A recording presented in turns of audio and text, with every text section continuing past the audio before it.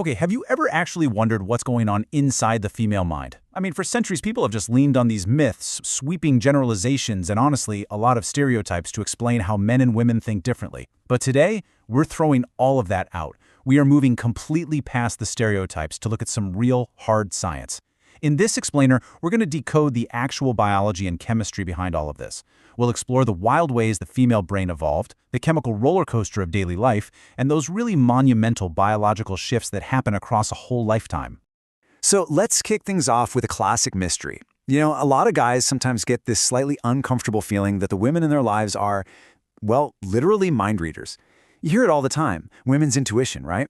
But is that intuition just some mystical, supernatural thing, or is it actual biology? Well, as we'll uncover today, what feels like straight-up telepathy is actually a deeply rooted, incredibly fine-tuned survival mechanism. Which brings us to part one of our explainer, the evolutionary mind and its ancient adaptations. Okay, let's dive into this. To really get it, we actually need to rewind way back to our hunter-gatherer days. Throughout human evolution, women were naturally selected for this incredibly demanding job, keeping young, pre-verbal humans alive. I mean, think about it. A baby can't just tell you, hey, I'm cold, or I'm hungry. A mother had to completely deduce all of those needs based strictly on silent signals. And because of that intense evolutionary pressure, women today consistently crush it on tests measuring nonverbal cues compared to men. They generally have a way better memory for physical appearances, and they're just scarily accurate at picking up unspoken messages, a microexpression, a slight posture shift, a specific tone of voice.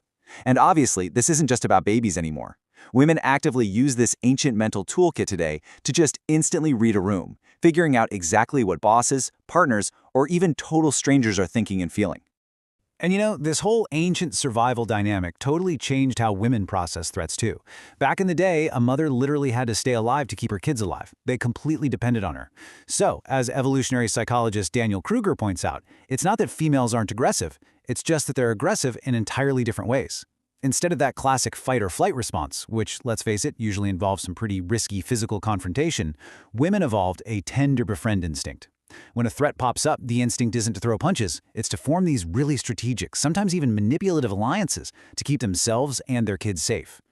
All right, let's shift gears to part two, chemistry and cycles, and how the brain shifts on a daily basis. So, stepping out of the ancient past and into the present day, we've got some fascinating research from Deborah Bengasser. She found that male and female brains handle pain and anxiety completely differently.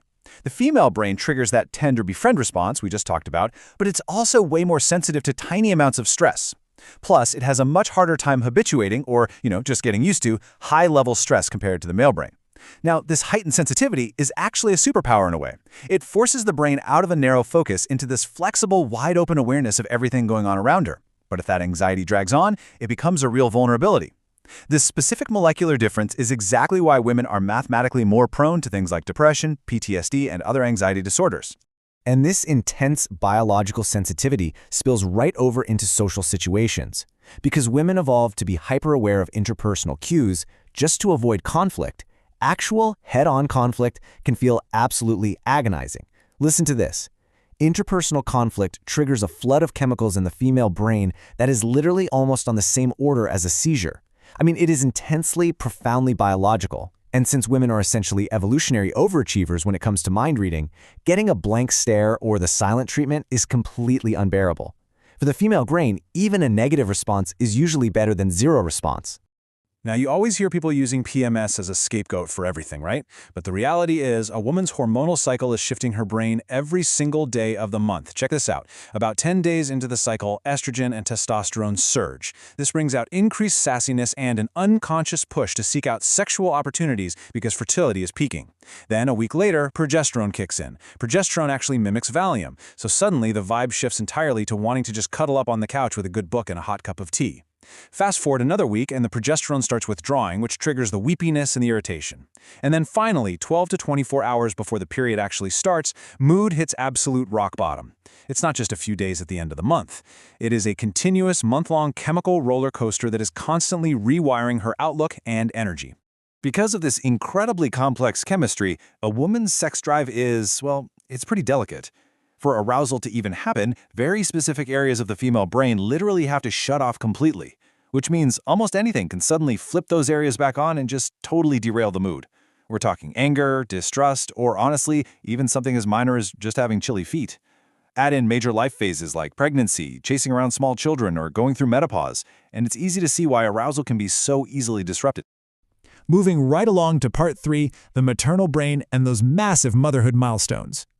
Speaking of major life phases, let's talk about the number 30. Motherhood is obviously one of the most monumental physical and social milestones a woman can ever go through, and the chemical changes are just mind-blowing. So the crucial point is, in just the first 8 weeks of pregnancy, that hormone we mentioned earlier, progesterone, increases 30-fold, 30 times. This massive spike basically acts like a remarkably strong sleeping pill, leaving most newly pregnant women feeling completely sedated as their body gears up for this huge transformation. And honestly, if you think that's wild, wait till you hear this. According to a study in the American Journal of Neuroradiology, a woman's brain actually shrinks by about 4% by the time she gives birth. 4%! But, don't panic. The brain gratefully bounces right back to its normal size within about 6 months postpartum. Researchers think this intense brain remodeling is the body's way of hardwiring the very specific mental circuits needed to actually guide maternal behavior. And the craziest part?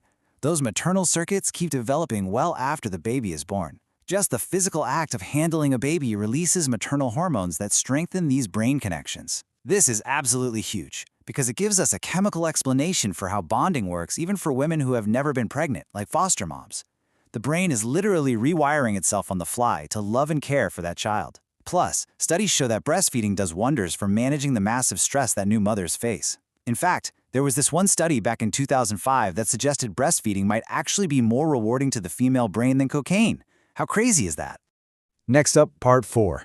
We're looking at what scientists call the second adolescence, the changes of perimenopause. Okay, so as life rolls on, the female brain hits this mandatory phase that feels pretty much exactly like the chaos of puberty all over again. It's called perimenopause, or effectively a second adolescence. Starting right around age 43, a woman's hormones just start going haywire. By the time she hits 47 or 48, these hormonal swings and physical changes are at their absolute peak. For a span of anywhere from 2 to 9 years, women are battling night sweats, physical discomfort, and literally teenager-level mood swings as their biology aggressively shifts gears. Most women finally make it out the other side of this turbulent phase by age 52. Which brings us to our final section, part 5, the fearless mature years or the advanced stage. Emerging from that second adolescence brings this incredibly well-earned reward. And this brilliantly illustrates a fascinating contrast. While aging men often start leaning more into relationships and settling down, mature women actually transition into this totally fearless era. After decades of caretaking and hyper-focusing on their immediate family, a mature woman's brain catches a massive second wind. Her focus shifts outward. Suddenly, she's driven to advance her own career, tackle local or global issues, and really just prioritize her own interests. This phase is packed with a renewed zest for life, a big appetite for adventure, and a serious willingness to take risks. Whether that's booking a whirlwind trip, going back to school, or just finally doing exactly what she wants to do. When you really step back and look at the whole picture we painted in this explainer, it's just staggering to think about what the female brain actually endures. From these ancient evolutionary tweaks that basically allow for silent mind reading to a daily chemical